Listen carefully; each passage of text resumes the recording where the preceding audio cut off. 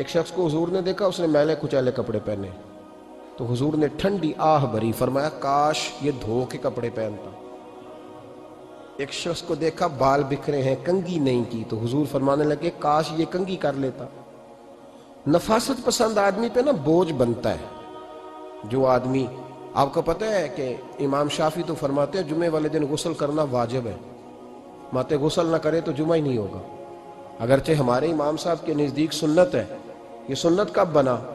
ایک دن نہ بہت سارے لوگ اپنے اپنے کام سے اٹھے مسجد میں آ گئے، مسجد نبوی میں۔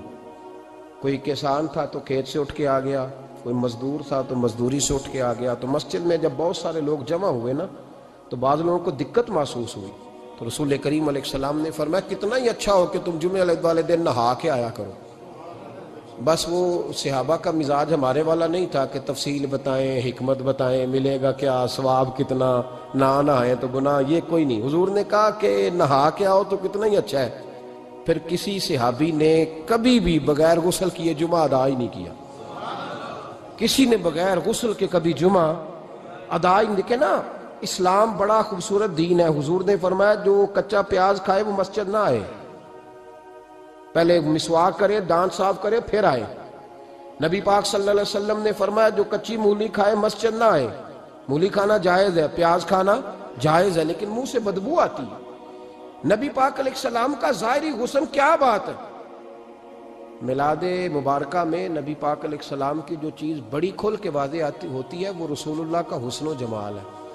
آپ کی والدہ سیدہ طیبہ طاہرہ حضرت سیدہ آمنہ رضی اللہ تعالیٰ، اماں جی کہتی ہیں کہ میرے محبوب جب میرے بطن اقدس میں آئے تو جو تکالیف عورتوں کو ہوتی ہے مجھے ان میں سے کوئی تکلیف بھی نہیں ہوئی، اور اماں جی کہتی ہیں مجھے کبھی کوئی ثقل، کوئی بوجھ محسوس نہیں ہوا، اور فرماتی ہیں کہ جو ولادت کے وقت لوگوں کو، عورتوں کو تکلیف ہوتی ہے مجھے وہ بھی نہیں ہوئی، اور فرماتی ہیں کہ نبی کریم علیہ السلام پیدا ہوئے تو ہمیں حضور علیہ السلام کی ناف کو کاٹنا نہیں پڑا، ناف بریدہ پیدا ہوئے، ختنہ شدہ پیدا ہوئے۔ آپ کو پتہ ہے عورتیں غسل دیتی ہیں بچے کو پیدا ہونے کے بعد، لیکن میرے محبوب نے سجدہ ہی کر لیا پیدا ہوتے ہی، امتی امتی کہتے ہوئے پیدا ہوئے۔ حق نے فرمایا کہ بخشا الصلاۃ والسلام، اور پہلے سجدے پر روز ازل سے درود۔ میرے امام فاضل بریلوی کا جو انداز تکلم ہے نا، اس کی بھی حد ہی کوئی نہیں، کوئی حد ہی نہیں، کہاں تک ان کی محبت جاتی۔ کہنے لگے پہلے سجدے پہ روز ازل سے درود، یادگاری یہ امت پہ لاکھوں سلام، یادگاری یہ امت پہ لاکھوں سلام۔ بتائیے بغیر وضو کے، بغیر غسل کے سجدہ ہو جاتا ہے؟ تو حضور نے سجدہ کر کے بتایا کہ اللہ نے مجھے پاک صاف پیدا کیا ہے۔ نبی پاک صلی اللہ علیہ وسلم کی والدہ نے جب یہ باتیں ارشاد فرمائیں تو لوگوں نے پوچھا ان سے کہ اماں جی پھر آپ ایک جملے میں بتائیں کہ ماجرا سارا کیا تھا، آخر ایک ولادت تو ہوئی نا، آپ کے وجود اطہر سے ایک بچہ تو نکلا، تو یہ کیا تھا؟ تو سیدہ آمنہ فرمانے لگی خارج منی نور، بس میرے وجود سے ایک نور نکلا ہے، بس میرے وجود سے ایک، اور روشنی آتی جاتی ہے تو کسی کو تکلیف نہیں دیتی، ایک نور نکلا۔ میرے رسول کریم علیہ السلام کو ظاہری حسن بھی کمال دیا، اور پھر حضور کی نفاست پسندی، صفائی پسندی۔ نبی پاک جب بات کرتے تھے نا تو حضور کے دانتوں سے نور نکلتا، اس کے باوجود حضور ہر وضو کے لیے مسواک کرتے۔ میں نے ہر نماز کے لیے نہیں کہا، میں اپنے لفظوں کا ذمہ دار ہوں۔ کس کے لیے بولے آپ حضرات؟ ہر وضو کے لیے، یعنی اگر نبی پاک نے وضو نماز کے لیے کیا تب بھی مسواک کی، اور اگر قرآن شریف کی تلاوت کے لیے کیا تو پھر بھی مسواک کی، کسی اور موقع کے لیے وضو فرمایا تو پھر بھی مسواک کی۔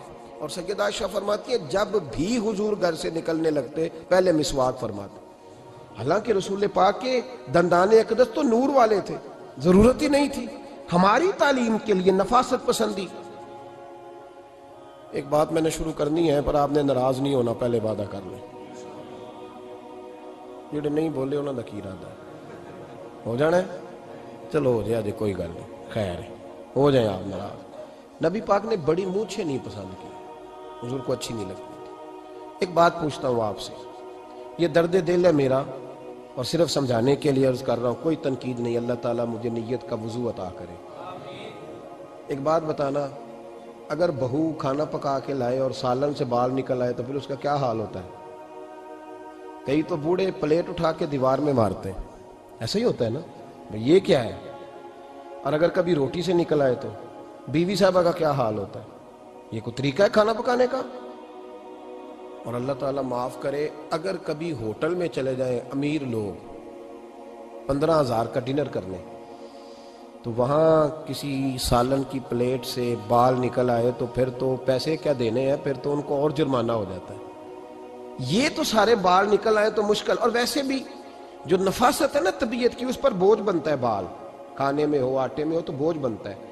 تو بڑی مونچھوں والا دوست بھائی بزرگ جب پانی پیے گا تو بال پانی میں جائیں گے کہ نہیں جائیں گے؟ حکیم اور ڈاکٹر کہتے ہیں کہ کینسر کے مرض کا خطرہ ہے۔ اب باقی بھی راضی نہ ہوں، حضور نے بڑی مونچھیں بھی پسند نہیں کی اور چھوٹی داڑھی بھی پسند نہیں کی۔ حضور نے فرمایا داڑھیاں بڑھاؤ، مونچھوں کو پست کرو، مشرکین کی مخالفت کرو۔ اور ایک مقام پہ رسول پاک علیہ السلام نے یہاں تک فرمایا کہ جو مونچھیں پست نہیں کرتا وہ ہم میں سے ہے ہی نہیں۔ اتنے سخت لفظ۔ ایک صحابی تھے، آپ یقین کریں نا، کئی دفعہ دوستوں کو کہنا پڑتا ہے، اور کئی دفعہ نا مجھے محسوس ہوتا ہے کہ یار ہم روز ہی کہتے ہیں، لیکن کہتے پتہ کیوں ہے کہ بوجھ بنتا ہے وہ بندہ جو اس طرح کی تباہ کے ساتھ آتا ہے، جو حضور نے پسند نہیں کیا۔ ایک شخص نبی پاک کے سامنے آیا، قاضی عبدالدائم دائم صاحب نے لکھا ہے، بڑی خوبصورت بات لکھی ہے، کہنے لگے حضور کے سامنے وہ اکثر آیا کرتا تھا تو مونچھیں بڑی تھی، حالانکہ داڑھی بھی بڑی تھی، مونچھیں بھی بڑی تھی۔ 2-4 دفعہ حضور نے باتوں باتوں میں تحت اللفظ سمجھایا۔ کچھ بندے نہیں سمجھتے، تحت اللفظ سمجھاؤ یا بڑا کھول کھول کے سمجھاؤ پر بات سمجھنے کو تیار نہیں ہوتے۔ پتہ نہیں کیا ایسا حسن ہے بھئی، جو حسن نبی پاک نے پسند نہیں کیا وہ کبھی حسن ہو سکتا ہے، کبھی خوبصورتی ہو سکتی ہے، وہ کسی کا ذاتی کلچر تو ہو سکتا ہے پر دین کی تہذیب نہیں۔ نبی کریم علیہ السلام نے کئی دفعہ سمجھایا تو ان کی سمجھ میں بات نہ آئی۔ ایک دن وہ بیٹھے ہوئے تو حضور نے ایک صحابی سے فرمایا کینچی لاؤ۔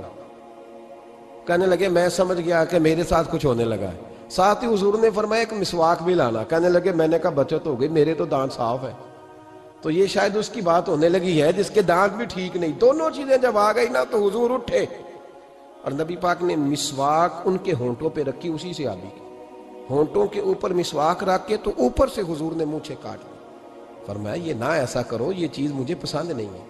حضور نے نفاست پسندی کو۔ اب تو اللہ تعالیٰ خیر کرے، ملانگا آ گئے مارکیٹ میں، ملنگ، درویشی، فقیری، اور ان کے پاس رش بھی زیادہ ہے، ان کے درباروں پہ بھی رش زیادہ ہے۔ جی کہتے ہیں حضرت صاحب درویش آدمی ہے۔ بھئی روٹی تو پورے ٹائم پہ کھاتا ہے، مونچھیں کٹوانے میں ہی درویش ہو گیا ہے، نہ بال کٹواتا ہے نہ مونچھیں کٹواتا ہے۔ یہ گرو نانک کی تعلیمات ہیں، یہ نبی پاک کی تعلیم نہیں۔